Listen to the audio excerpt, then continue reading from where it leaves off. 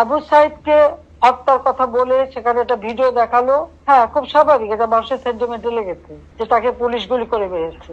এখানে আমার প্রশ্নটা হচ্ছে, তাকে যদি পুলিশ গুলি করে থাকে, তো গুলি খাওয়া একটা লোক এরা টেনে নিয়ে গেল, এখানে কিন্তু কোনো রক্তের চিহ্ন দেখা যায়নি। দ্বিতীয় কথা হচ্ছে যে তার সঙ্গী সাথীরা যে তাকে টেনে নিয়ে গেল, কোথায় নিয়ে গেল? যার গুলি লাগবে তাকে তো সাথে সাথে হাসপাতালে নেওয়ার কথা।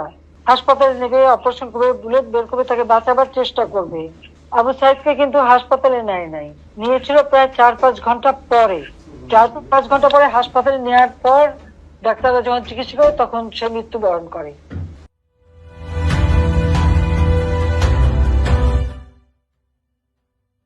তার মাথায় আর একটা ভিডিওতে দেখা গেছে তার মাথা, ওরা যখন পুলিশকে ঢিল মারছে, সেও পুলিশকে মারতে মারতে এগিয়ে যাচ্ছে, তার মাথায় একটা ঢিল এসে পড়ে, সে মাথায় হাত দেয়। তাহলে প্রশ্ন যে এই একটা সেন্টিমেন্ট তুলে তারা যে এতগুলি জীবন নিয়ে খেললো, এর জবাব কে দেবে?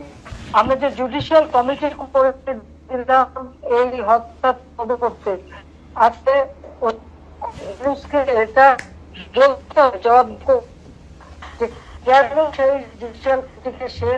আবু সাইদকে হত্যার কথা বলে সেখানে একটা ভিডিও দেখালো।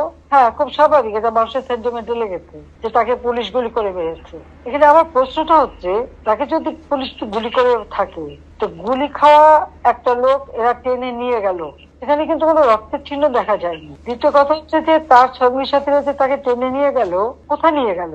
যার গুলি লাগবে তাকে তো সাথে সাথে হাসপাতালে নেওয়ার কথা।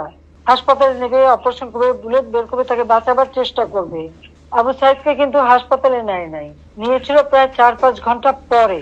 4-5 ঘন্টা পরে হাসপাতালে নেওয়ার পর ডাক্তাররা যখন চিকিৎসা করে তখন সে মৃত্যুবরণ করে।